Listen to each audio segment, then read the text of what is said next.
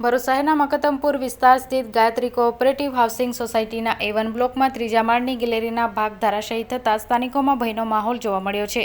સમગ્ર રાજ્યમાં ચોમાસું હવે બરાબરમાં જામ્યું છે, ત્યારે ભરૂચ શહેર તથા જિલ્લામાં પણ મેઘ સવારી આવી પહોંચી છે। ગણતરીના કલાકોમાં જ ભરૂચમાં ધોધમાર વરસાદના કારણે રસ્તાઓ ઉપર જળબંબાકાર સ્થિતિ સર્જાઈ હતી।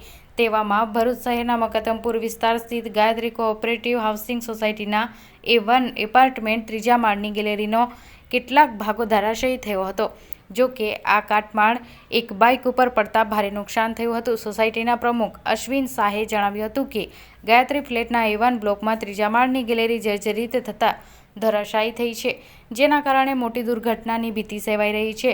સોસાયટી કમિટી દ્વારા તેમને 5 વાર રિનોવેશન અથવા ઉતારી લેવા નોટિસ આપવામાં આવી છે, તો બીજી તરફ નગરપાલિકાએ પણ 3 વાર નોટિસ આપી છે, છતાં ફ્લેટના માલિકો ઇમારતના રિપેરિંગ માટે કોઈ પગલાં ભરતા નથી।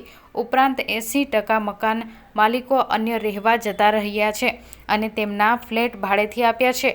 ત્યારે ભારે વરસાદમાં કોઈ મોટી હોનારત સર્જાય તેવી સોસાયટીના રહેવાસીઓ ભીતિ સેવી રહ્યા છે।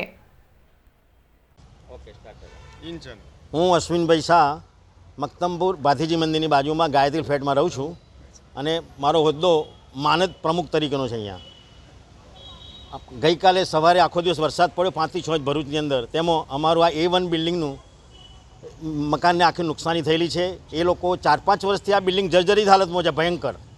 તે આજુબાજુવાળા રહીશો પણ જાણે છે। અમે લોકોએ બી એને 4 થી 5 વખત નોટિસો આપી છે, પણ એ લોકો એના પર કોઈ ધ્યાન ના આપ્યું। અમે નગરપાલિકામાં પણ જાણ કરી, નગરપાલિકાએ પણ 2 નોટિસો આપી છે, ઓલરેડી કલેક્ટરમાં જાણ કરેલું છે। એ લોકો નગરપાલિકાએ આખરી નોટિસ પણ ચોંટાડેલી છે, બધાને પર્સનલી આપેલી છે।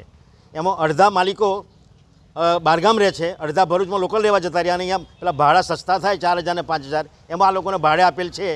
માટે ભવિષ્યમાં આજ નહીં આવતીકાલે વરસાદ તો ચાલુ જ છે।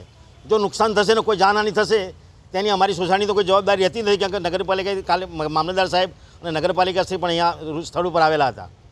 એટલે અમારી નમ્ર વિનંતી છે કે તમે ચેનલ થ્રુ આગળ ચલાવી અને આ બિલ્ડિંગની કંઈ ઉતારે નગરપાલિકા એ રીતના વ્યવસ્થા કરવા અમારી તમને નમ્ર છે। અને અમારી સોસાયટી ભરૂચ જિલ્લામાં કોઈ સોસાયટી સબસિડી નથી હાલતું ફ્લેટ ધારકોને।